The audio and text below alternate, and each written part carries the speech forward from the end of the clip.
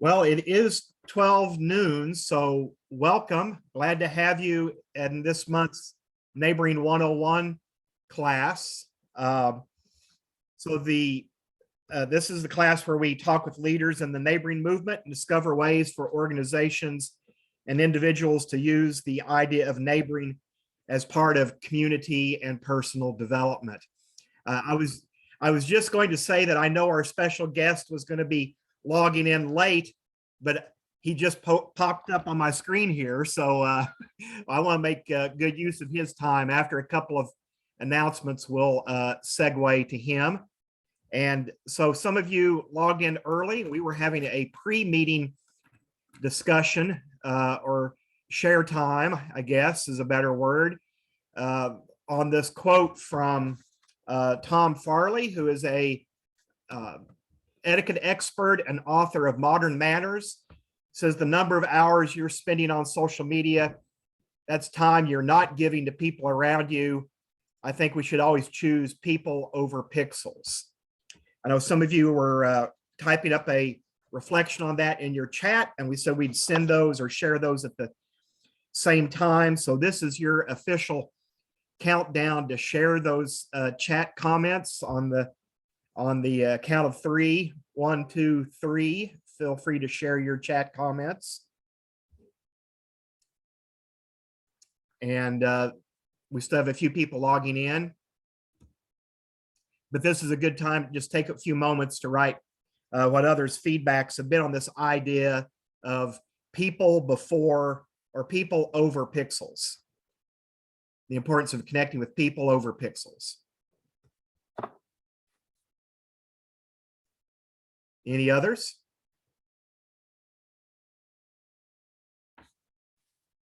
Carolyn, thank you for sharing.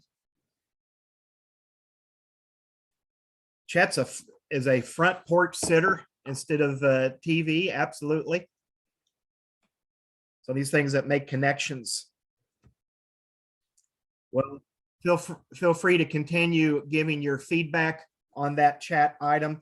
I'll give 2 announcements, and then we're gonna segue to our special guest because I want to be sure we give him the time that he needs. We want to hear what he has to say. But you can take your time to read others' comments there in the chat as we go. All right. So announcement number 1, I know we've talked about this before, but the legislation establishing Missouri Good Neighbor Week has actually passed the Missouri legislature. It was passed on the last day. It got attached to another bill, HB 1738, and it is awaiting the governor's signature. Representative Bishop Davidson in Missouri is the one that got the Missouri Good Neighbor Week language added. And a portion of that reads, the citizens of Missouri are encouraged to participate in appropriate events and activities to establish connections with their neighbors. And they're designating September 28th to October 4 as Missouri Good Neighbor Week. That ties in with National Good Neighbor Day, which is September 28th. So exciting news that that's passed the legislature. And then I also want to mention here that the advice from my neighborhood segment, that is moving exclusively to the emails that you get as follow-ups to this meeting. And instead, at the end of the meeting, we'll be opening the microphones for all of you to share a little bit about what you're doing in your neighborhoods. I know we've heard some of that in other ways, but I want to have a dedicated time each time we get together because some of you are doing great work in your neighborhoods, and we want to be sure and give you time to share that and tell us about what's going on. Now, after our special guest today, I'll be giving you an update on the Neighborhoods USA conference as well. That conference is held annually, and it's a great conference. I would encourage you to attend, and I'll share some information and award winners with you at the end of today's class and by email that comes out afterwards. But first, I want to be a good steward of our guest's time, and because I see that DeAmon has joined us here. He's in my top left corner at least, and I know he's en route and traveling to other locations. but I saw him on a TED Talk a while back.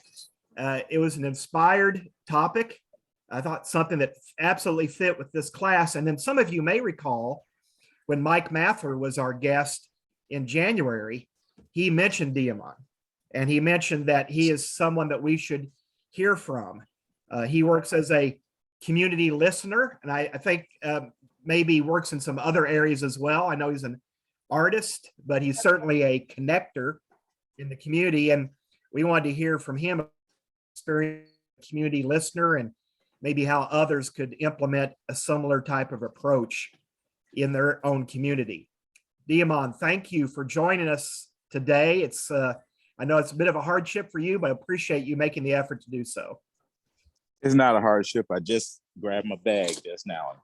I'm all good. I'm all good. Perfect. Can y'all hear timing, me? man. Can y'all hear me okay? Everybody Good. says yes. Awesome. Awesome. Well, I guess where should I start in my introduction, David? Well, we know just a little bit from Mike Mather about you being a community listener, but maybe not the details of what that involved for you. All right, that sounds good. So first of all, thanks for the invitation. Good to see the faces that I can see, and hope to see some more switch off the screen as we have questions. So Mike Mather is my best friend. We've been friends 21 years, he said. I talked to him last night. And I live in Indianapolis. I met him in South Bend, Indiana, and we kind of moved together in Indianapolis. And now he's in Boulder doing some work there. Mm-hmm. But my work in Indianapolis, my title and role that I have is called the roving listener. And I live and work in a low-income neighborhood that often is overlooked, and often its public narrative is named for the community and communities that I live and visit. So my job was to find the gifts and talents of everybody in the life of the community, to find a place for their gifts, to celebrate their gifts, to utilize their gifts in ways that build community, economy, and mutual delight. And yeah, that's kind of where I got 2005, where I got my start at officially being a good neighbor. But actually, I grew up in a time where my parents had to rely on their neighbors to keep us whole as children. And so that's basically where I really believe in that. The first 8 months of that work in 2005 was just going door to door and listening and watching and being witness to where God, where faith, where goodness is working in the world where others don't see it. And so a good example of that in the first 8 months, lots of folks will create programs in Indianapolis around, teaching people education, around food. It's a hot topic, encouraging people to eat fresh food. And those programs wasn't really popping in our neighborhood. One of the reasons as I come through the neighborhood, I'd walk through the alleys, and then sometimes see in the side yards that people would grow food. And so I counted the gardeners in the 4-block radius around the church where I had worshiped and lived by. It was 45 backyard gardens. Wow. That seems like a high number. That is a high number. In the current neighborhood that I work in now, there are 110 in a 10-block radius. And so part of the thing is how, and we would, in those places are still named food deserts. And often I say, the problem with seeing people's gifts is how they're named and how they're identified, right? And the other thing we found in the first 5 blocks was over 25 artists. There were hundreds of really good cooks, people who cared about young people, but constantly the public narrative was that this is a bad neighborhood. Now, did those things happen in the neighborhood? They do happen in our neighborhood.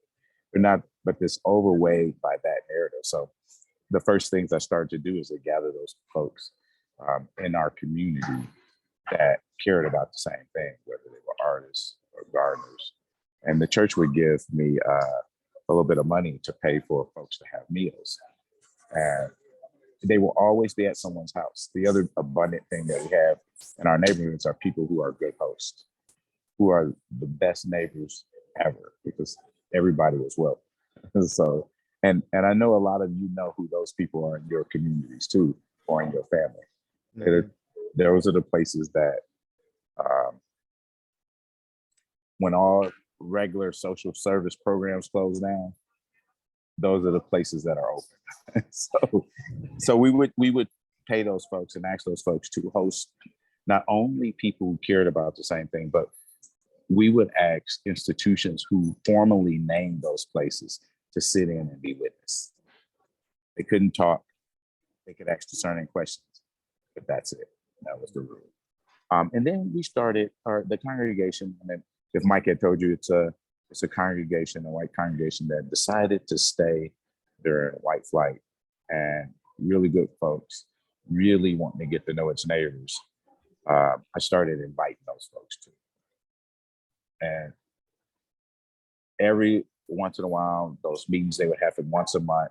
The Gardeners is a great example of what happened to a story like that. So they got to a meeting. We started having interns come out, and we asked a bunch of questions. Would you want to grow food? How often would you grow it? Would you want to sell it? And at the beginning of the meetings, people would say no.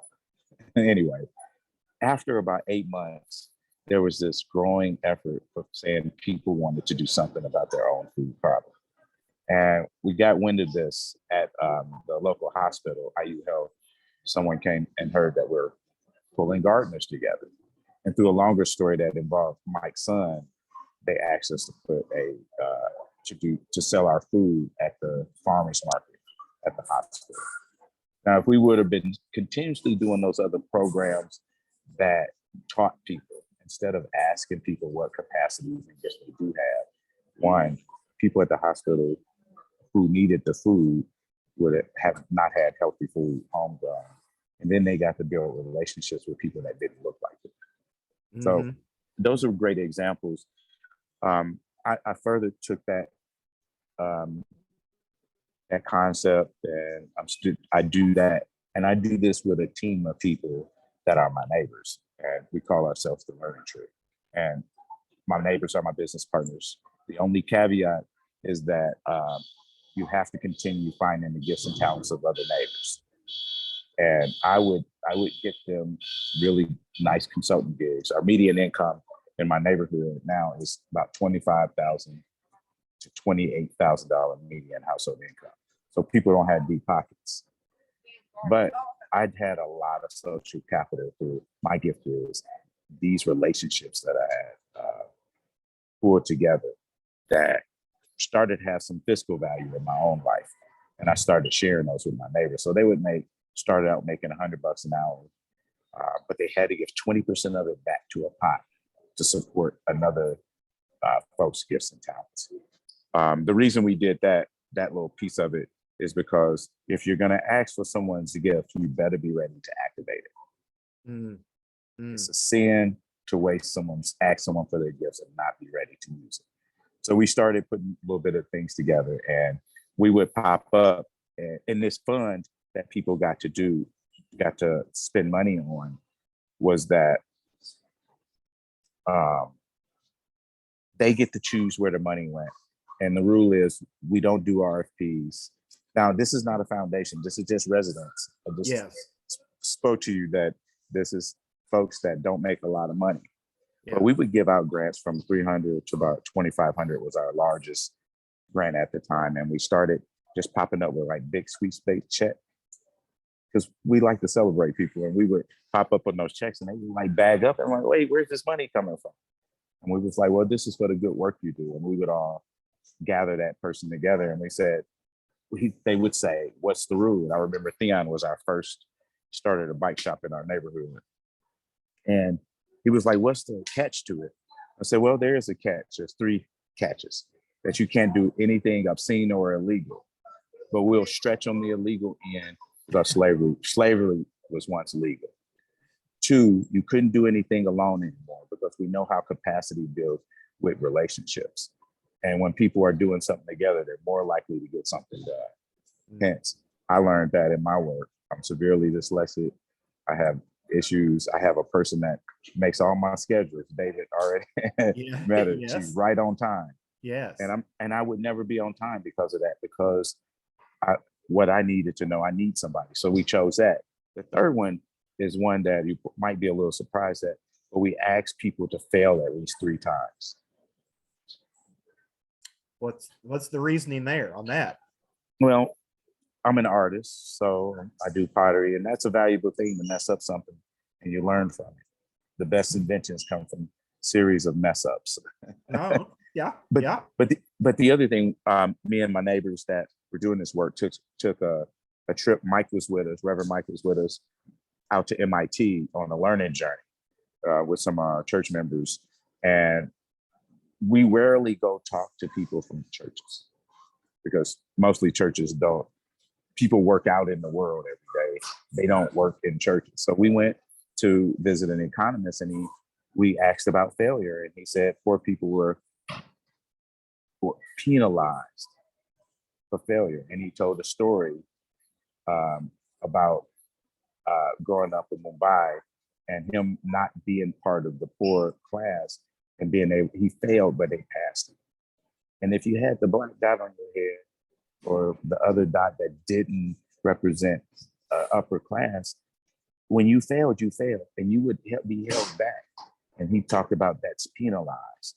And, I thought about it, that even when you apply for a grant, it is such a scarcity mindset that it asks you about what you're going to fix as if something is wrong with you.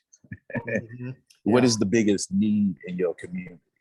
And like Mike, when we fill out a grant, the biggest need is the need to be needed. And so nobody ever failed. We have never had a person give out those grants. And so what we started to learn as neighbors, right? Being together, walk together, we do all our learning journeys together. Our keynotes, when people hire us, we work as a team to do it. And we live across the street from each other, which is amazing, right? We learned our capacity and our power, that we had to unlearn what we were learning in the system of scarcity and start working in the system of abundance and seeing one another. So a few years, so we took off. That company started about 7 years ago. To this day, we just got $5 million to build a corridor. Wow. So with no money, Yeah. with no proposals, but how that happened was that these series of processes and practices of being a good neighbor. 1, you have to go look for gifts. You cannot just wait for them to come. We don't build our society isn't made to just look what I found. You have to go actively look for it. So you need to find who are those people that know where those gifts are present at. 2, you need good hosts.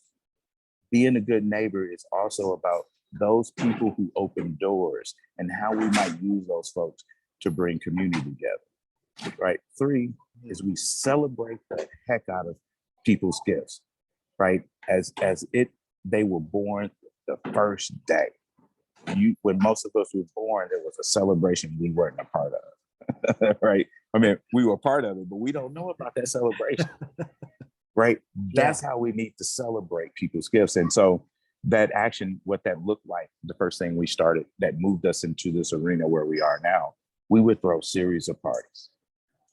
And we would find people. I mean, I think we spent $20,000 in 1 year. We found a grant and we just gave it all away to the folks that did parties. And one of the things that the added measure to this is that now we're observers. We wanted to see what happens at parties. 2, my neighbors were caught on to my social capital. And they was like, hey, invite the president of the Central Indiana Community Foundation, invite the board chair of that young billionaire that you had met, invite the dean or Duke, and they would all come to these parties. There's a video that I have Amanda share that you can watch at your leisure of a conversation in my house that my neighbors showed off their gift and talents. There was about $1 billion worth of assets, physical assets sitting in our living room. Now, mind you, I told you this is a low-income neighborhood. Yes. And nobody comes into this corridor for lots of reasons, right? But through that was the way we started to realize how other community currencies count. I shouldn't say community currencies, human currencies. So I saw somebody put underrated social capital. Our whole empire is based on the physical assets is based on social capital. Like in the last 10 years that I think we filtered $10 million through our neighborhood through that particular currency. So, I mean, I just told you about 5 million. Yeah. And I'm probably not counting it all. The other thing was that through that social capital, there's other currencies that start to come out and blossom. Trust, right? Think about what I just told you. Like, who would trust that, right? How did the Central Indiana Community Foundation pull that much money together for a place that seemingly not had it together? Trust, right? Trust, not just that this foundation knew we had this, but we also pulled the deputy mayor in, and he put the money up for a bond. He said, if they default, you got free money, right? The deputy mayor. So trust is a super powerful capital. The other one is story currency, story capital. So we have a guy, and he is the illustrator of gifts. That's what his title is. And we can track how much money comes into a neighborhood by the stories he's able to share about our community. And I mean, right now, he's the biggest name in news, right? When the mayor has a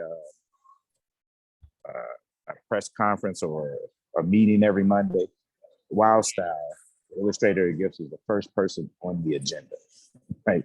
Because they want to know what story is floating around. A good administrator, right? Relieving the administrative burden. Some of the things that we put on low-income neighborhoods is a crime because we expect that they can deliver the administrative stuff. Matter of fact, I think they know we can't deliver. So we have a person, her name is Amanda, one of our neighbors, and she's the executive spirit. She is the top administrator. She measures all books. So these roles became important to executing some of that story. So every time that Wild Style wrote a story, she published it out into our national network, right? And so our neighbors, we would show a story about January or Taisha Ahmed around the block, or Miss Kim down the street and her stuff at the daycare, right? And so we would just share those stories. So those currencies, there's lots of imagination, right? One of the things city government doesn't have is imagination. You know what I find abundance amount of in our community? Imagination. And so yeah, it's those currencies are, when you become a good neighbor, you discover your power, your gifts and talents. It takes an alternative currency to move those things. And in fact, if you ask any person that would well-meaning any of our stories, and if we ask it right, not what do you do for your life, what two people impacted you growing up? Then we start to see those currencies, right? It could be the president of the United States. He's going to tell you two people, if not more. Right? Yeah. That's not money. So anyway, I'm going to pause there and see if any reactions or questions. There may be some questions, and people are welcome to unmute and ask or put them in chat, and I can read them as well. And I'd love to hear a little bit as well about how you kind of maybe ideas on how to mine for people's gifts. I think I've heard a little bit of that here, and maybe in that TED talk as well, but kind of how you went about discovering other people's gifts. But let's see if anybody else have any questions first before we address that gifts question. feel free to unmute or type something in chat. I see lots of faces. I see everybody's paying attention. Do you have a question? It's okay. We can go. I can go to the gifts and wait. Put your question in the chat, David. Read them to me. Yeah, They pop yeah, up. that'd be great. But, That'd be great. But you know, one of the things that in Mike's book, what's interesting is that a lot of people ask Mike, "Well, that was a great idea," and he'd say, "It wasn't my idea." Right? When I met Mike, I didn't think about gifts and talents in the same way. I knew I had them, but I didn't know like what they really were. And Mike pulled it out when I just started to get to know me. He just said, "Tell me my story." The first rule of thumb, when every conversation you're in, be curious about their birth story. Their gifts are in that. So the other thing is that Mike, I feel like what Mike kind of illustrated, that we didn't do the roving listener because it was an idea. What we did was found the person who had something, right? I grew up as a kid doing this work. I didn't even know it was work. I was pulling people together on porches the same way I'm doing now. My cousin was like, they laugh at me. It was like, "Man, you was doing that? It's crazy. You get paid for that." So the point being, who are those other people that know how to uncover gifts in your community, in your workplace, or whatever community you call community? Who are those people? And you figure out a way and a container to utilize those gifts, but you ask those people to help you. The other thing is, don't ever go by yourself looking for gifts, because our minds, we're imperfect about what we see. And sometimes, because we live in this world of scarcity, we can be fooled by, even if we see a gift, oftentimes I would have to invite a friend, "Hey, come on over and see this. Did you see what I saw?" Because my mind was partly in scarcity. So don't ever go alone. Always have a witness, right? That's great. Once those gifts are discovered, you find a way to activate that gift somewhere else with someone else who don't know about it, right? So that means for me, like, I am infamous for kidnapping people, right? And some of my friends said, "I just push you off the airplane with a parachute." So like, for an example, I would find somebody during staff parish meeting, I would bring them in. I remember it was Kwanzaa Pops of the Indiana Reggae Band. He kept talking about doing a fundraiser for a radio show that kids were doing. And Mike knew I would do this. I would bring them in, and there you go. People would introduce them. I'd leave at the meeting. Pretty soon I knew there was a big fundraiser. Kwanzaa and his band helped raise $5,000 for the church's little radio program, right? That would have never happened if we didn't make the kidnapping. We cross-pollinate people's gifts so that other people see that other people are needed, and the people that are needed to know that they are needed. Right? Yeah, it sounds like, I mean, you're saying it's kind of contagious. It can be.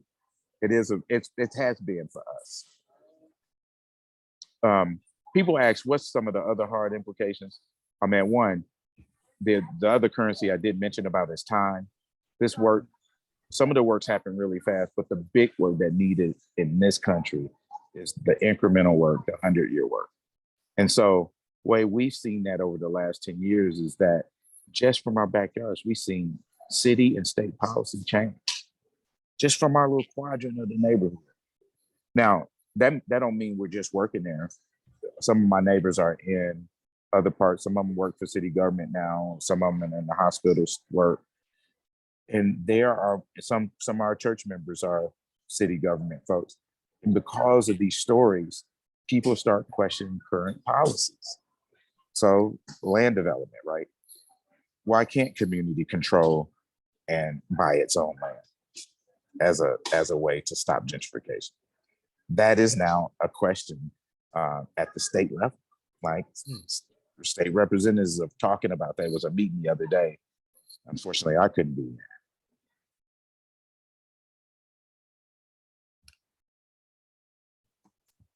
Some people are sharing every gift inventories. Yeah, that is a good link, ways to find your gift and discover those of the people around you. And do you find people are are stingy with their gifts? Are they embarrassed to talk about that, or just takes a while, or is it something people are pretty free with talking about? Man, when you ask the gift question, don't believe you're ready to you ask them for it, but they ready to give it. And in fact, sometimes we can hoard all the giving and we don't allow other people to give. That is how much people are ready to activate.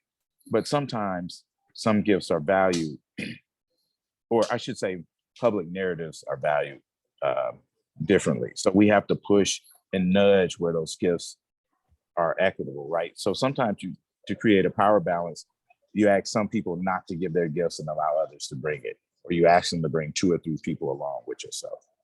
That's kind of a rule that we do. Yeah. I saw somebody put down these gift inventories. Over my 20-year span of this work and my lifetime of looking at, when you think about low-income neighborhoods, those things could be harmful if we don't use those gifts. Gifts are those inventory lists and buckets are only good as if you're able to spend the capital, meaning that use the gifts, cash the checks, activate what people are ready to activate, or else those gifts just go in a file cabinet. Yeah. We do have one, Peter Block and I and a couple other folks, prototype 5 cities: Indianapolis, Cincinnati, Edmonton, Canada, Sarasota, Florida, and I'm missing one, I think. What we call a vitality index that measures the physical currency and capital and assets, and tangible currency and assets, the real estate that people own. A lot of people don't realize in low-income neighborhoods, even though the values aren't up, there's an abundance amount of real estate owned. And why we lose it, because we don't know value. Philanthropic dollars, right? So any that was in the neighborhood, for an example, we asked people, how much money did you give to your cousins and friends that you never expect back monthly? In the 4-block radius around my house, we found $50,000. Wow. Well, now you know how we leverage getting part of that land, right? Yeah. So if those things can be very powerful, if we can use them to activate the common good, right? And so they're not just for us in neighborhoods. You take these to the city, this is our collateral. This is how we know we can do something. Yes. Yes. See, one final question here, perhaps. I know you're on a schedule today. Are you able to connect with other community listeners from time to time? I'm wondering how common these types of positions are. Well, yes, all over the world. We have a friend named Daryl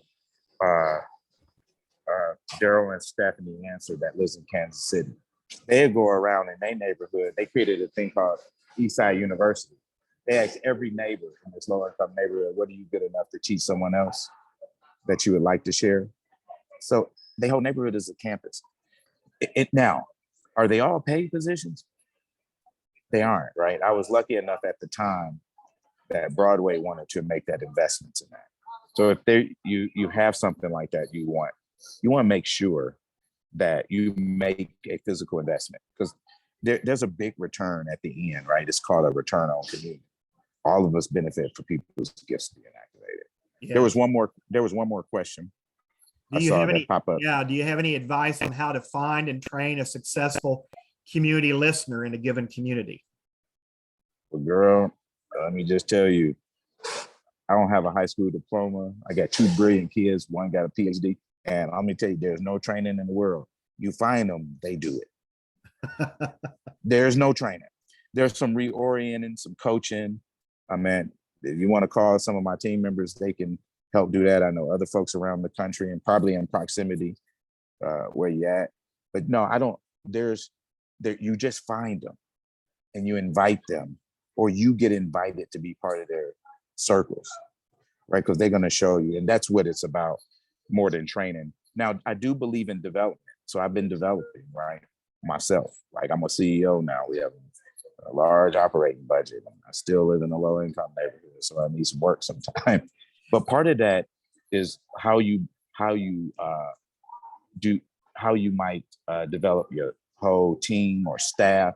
So it can't just be the folks that's working for it, like the church had to develop. So Mike created this thing called learning journeys for us, where we would go, like I think some of us went on Wendellberry's porch, or a few of us, and we had people interdisciplinary, right? Might have a doctor or academic, but along with a mom and an artist, and a couple other church members. And we would just go to these places to help build our imagination together. So as far as listeners, you already know who they are in your institutions, they're in your neighborhoods. You kind of know them because they believe everybody is valued. I heard John McKnight say that to me a couple of weeks ago. He was like, you believe wholeheartedly that whatever they bring is good. Sometimes even when it's not. Yeah, well, the couple you mentioned in Kansas City, I've met them, and some of these other names. The common thread here is the asset-based community development approach. So I know many on this call are familiar with that, and maybe know some practitioners of asset-based community development, and that can be a place to start as well for those communities. A final plug. Every y'all in Indianapolis, tell David to share my information. You have a open door invitation to visit, because it's better to see it and feel it, put your fingers on it and hands on it, to remind you what you already know. Well, thank you for your time. I know you're traveling, but we sure appreciate it. And there's a lot going on in Indianapolis. I was at this Neighborhoods USA conference a couple of weeks ago, and the grand prize winner for Neighborhood of the Year was Belmont Beach, the Belmont Beach Project. Ted Hardy. So that's right. So Ted Hardy is part of a bigger thing. We work with the foundation to multiply the roving listeners, and he is one of those in Hallville. So he do what we do. So our neighborhood is designing the way our city is operating. Ted Hardy. I helped him with his speech, by the way. Oh, did you really? I just sat down next to him at lunch, didn't know who he was or anything, and then he ends up winning the grand prize. I'm like, man, I'm glad I sat here. Yes. Great guy and great project. Well, thank you, and safe travels. We appreciate your time. See y'all later. Take care.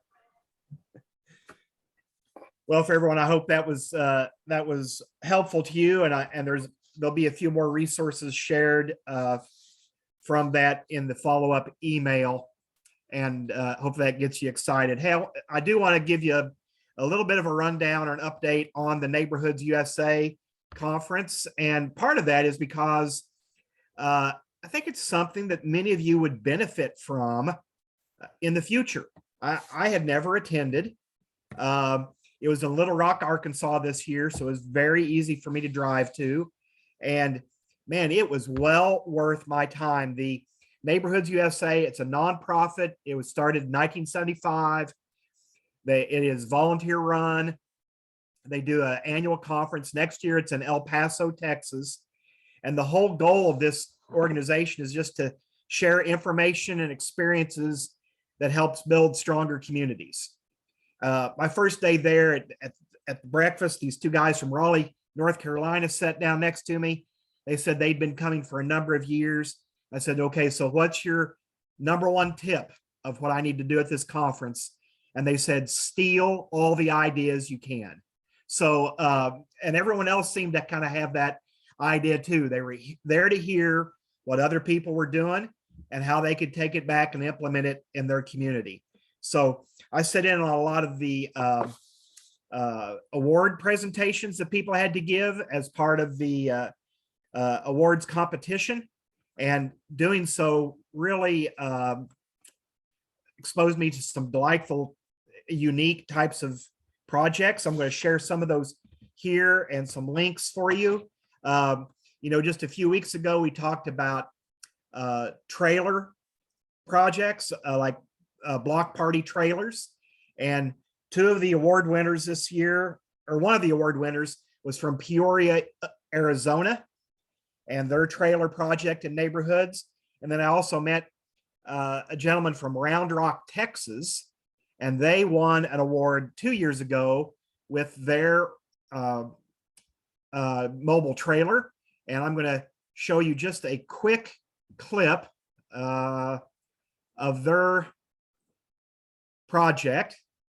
Oops, I don't think I did that right. Sorry. Share the sound. Here we go. This is from Round Rock, Texas, and the mobile trailers they make use of.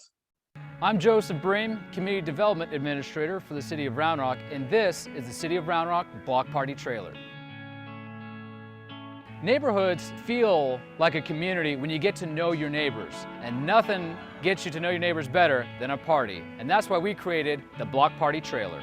The trailer is designed to have everything you would need to have and host a block party trailer. We've got the tables, the chairs, barricades, games, coolers, everything you need so to invite your neighbors out, close down the street, and have a good time.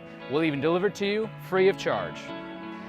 As you can see, everything in here is organized and easy to find. We have plenty of photos and laminated sheets showing you where all the equipment goes for easy installation and placing back. In fact, all of our equipment is fully labeled so you don't get it confused with anybody else's. Reserving the trailer is as easy as going to roundrocktexas.gov/blockparty. All right, so that's out of Round Rock, and I shut that off. There we go. So that was another example, and they and I also sent you the one from Peoria, Arizona. They have a whole website detailing their project, the games that are included, what you can get as part of their mobile party trailer. That city uses it for engagement activities as well. You can reserve it, but the city also uses it and takes it into neighborhoods. Both of those might be something you want to pitch to your local city about developing, or maybe spur an idea about doing something similar on a neighborhood level scale. We talked once about tool libraries. We had a special guest on that shared about that in the Springfield, Missouri area. And that is also something that Round Rock, Texas does. I'm including that link here and will on the email as well, but that's a Dropbox file. They shared with me 166 megabytes of information about their tool library for their neighborhood. Everything from flyers to contract forms to if people want to rent something. So again, information that you might be able to put into practice and use in your neighborhood or your community. That's the whole idea here, is in sharing this information, what you can put to work where you're at. The same with the trailer idea. I'll share that link. Also a Google Drive from Round Rock, their presentation and some of their forums about their trailers. So maybe you can put some of that to use where you're at. I can keep going, or any questions or anything about the conference that people would like to ask. I'm going to highlight a few award winners here just a bit. Again, look up Neighborhoods USA. I think it's worth your time to attend their annual conference.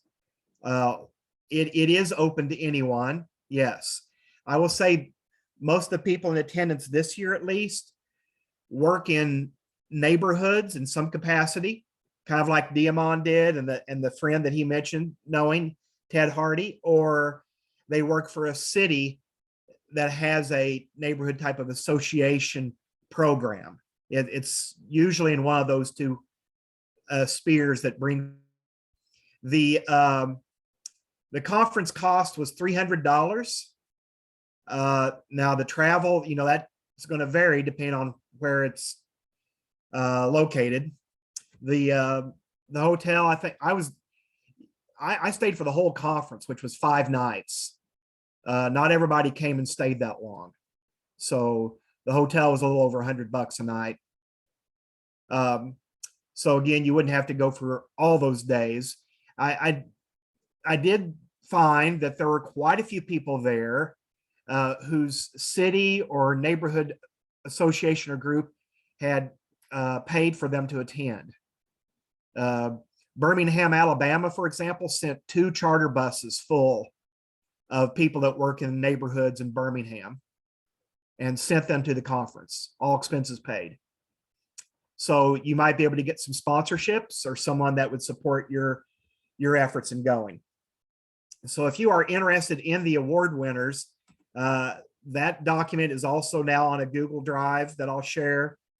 Some of these people will probably have on as guests to talk about their specific projects in coming months.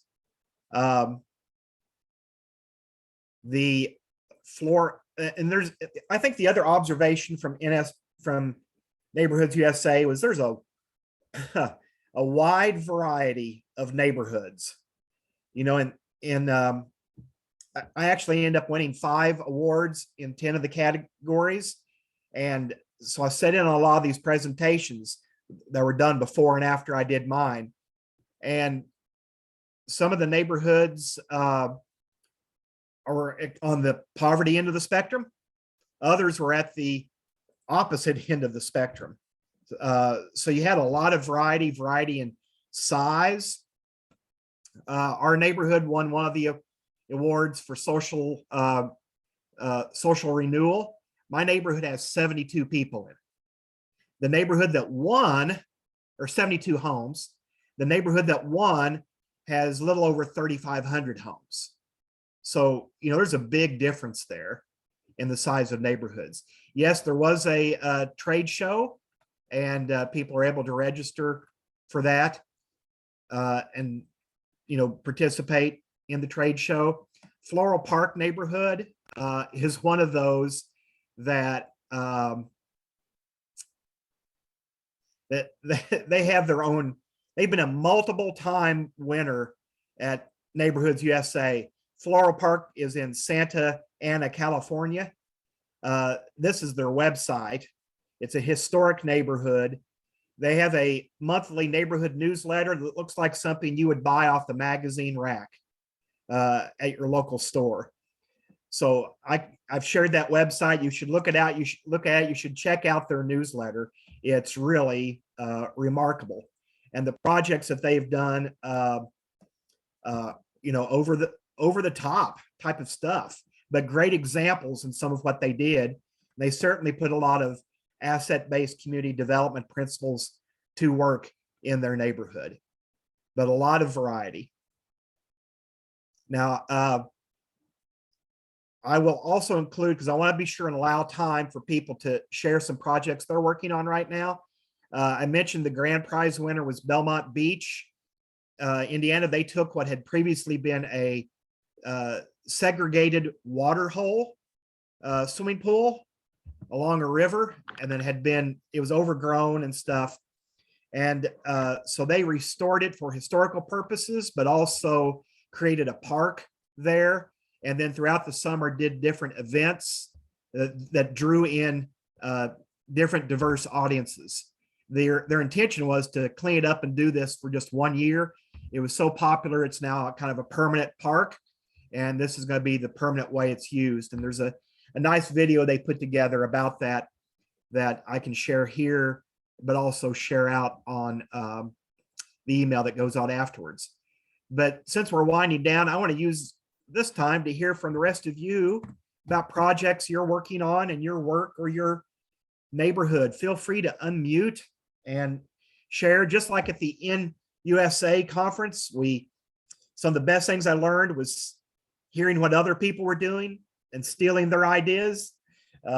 So this is your chance to share ideas that maybe others can put to use or that others can help you improve. Please go ahead and share. Hi there. This is Susie. Hi. I'm actually getting ready to have my 3rd annual Rock the Block party. And I don't have the trailers or anything like that. What I started was adopt a needy neighborhood child for Christmas and for Easter time.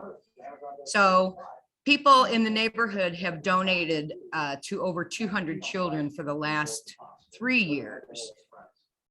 And so this is my thank you to them for supporting the needy neighborhood kids, and the needy families come too. But the cool part is nobody knows who is who. And I live in a historic part of town in Missouri. And many of the local businesses have donated gift cards, products, items, and these will all be free giveaways during a free raffle.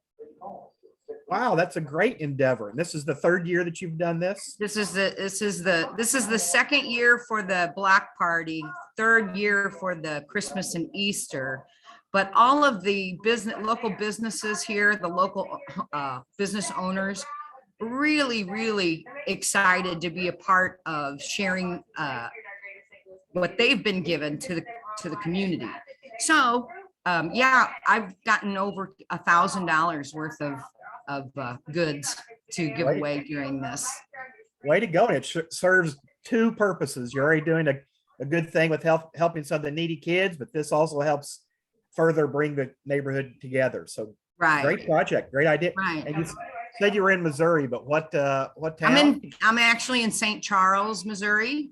Yeah. All right. So Very I'm good. right down by the Mark Twain and the Katy Trail and the Daniel Boone and all of that, the riverfront. I was up in your area the first of this week talking with the good folks at the Hopeful Neighborhood Project. That's me. And you shared one of the links there. So Yep. more good things coming with that. Good deal. Good deal. Well, I challenge anybody to do it because it's a lot easier than you think it is. How about some other projects going on that you can share? Not necessarily at neighborhood level, but Springfield has had a bit of a interest in sports. And so I've been trying to see how can we bring more diverse sports. Like I know of things for vision impaired and blind folks, some stuff for deaf people. How can we get other groups involved? Yeah. And there are some sports facilities there for people with disabilities too. So it could accommodate some things like that. More. Excellent. Thank you, Carolyn. Others. David, we're doing the first Saturday of June every year. We do a large yard sale across the neighborhood. I think we all could have a little more Marie Kondo minimalism in our lives. So it's a good excuse for people to, clean out their basements and garages. We often do a pickup with the local Volunteers of America or a Goodwill. So anything you don't sell, you could drop off conveniently at a central spot in the neighborhood. And then while we haven't done it previously, I've been kicking around the idea of doing a free cycle day on that same day. There's going to be folks out there that are treasure hunting, that are, the creative types that could, reuse someone's otherwise junk and turn it into treasure. So that's one neighborhood-wide initiative that's really popular in my community. That's a wonderful idea. And I love combining garage sales with a convenient way to do pickup of things you no longer want, doing those together. That's a great idea. Garage sales are a great way to meet other neighbors. I discovered that this last week and stopping on one, and somebody was there I had not met before. So don't overlook that part of it either. Oh, there's a link to it. Others, how about some other neighborhood projects or goals for the summer or going on right now? Yeah, I'll share. David, I was able to attend your neighboring 201 in Springfield, Missouri, and came home to Highlandville, where I am in rural Southwest Missouri, and went door to door and asked my neighbors to come to a barbecue and get together. And there was 3 people that I knew. And so I knew the date would work with them. And at minimum, I'd have them and myself, my husband. We had 32 neighbors show up at our house, and many of them share property lines and had never met one another in real life. So we Wow. were so thrilled that people were hungry and ready to meet people and be a part of the neighborhood. So we have contact information shared, and we have future events coming. So we just launched as big as we could our first event. It was fantastic. Wow. Sounds like you jumped in with both feet. It was good. We have a big front yard, so we had lots of room. That is wonderful. Yeah. And they came hungry They for came- food and hungry to meet each other. Is Yes. this the Yes, both. excellent, great example? Thank you for sharing that one.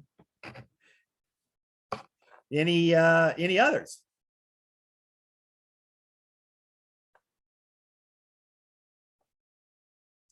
Well, summertime's a great time to plan some of this. Echo, you're still on here, and you just shared last, so let me pick on you then. You had a great turnout, it sounds like.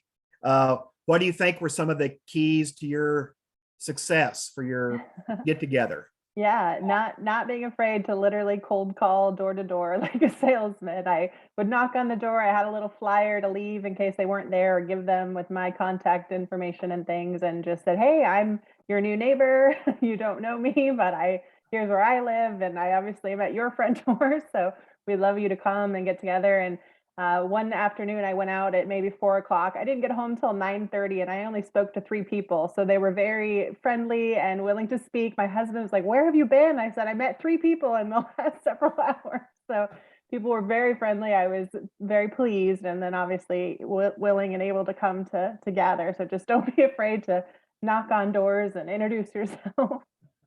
And maybe don't underestimate the amount of time you may spend. Yeah, bring a snack. You may be gone a while. You had some driving distance on some of yours in the rural area for sure, but Yeah. that's great advice. Yeah, knock on doors. Well, that's I don't want to cut anybody off, but I know we're wrapping up here at 1 o'clock, and I want to be a good steward of your time. Anyone else have one more to share before we go? Any more?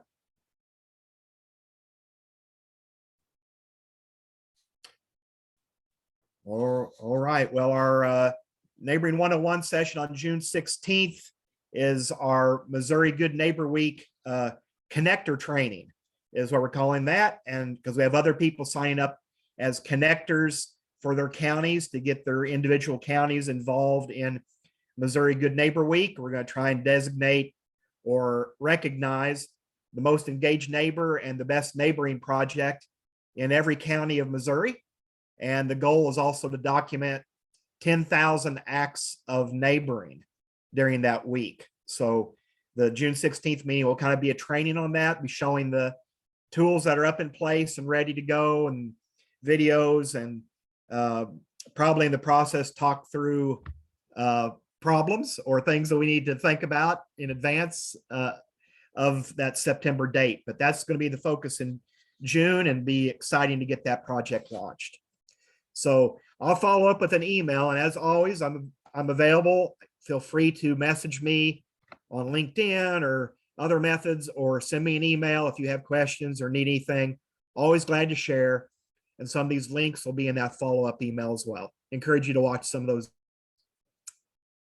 Thanks for being with us. Thanks for joining us for Neighboring 101. See y'all later.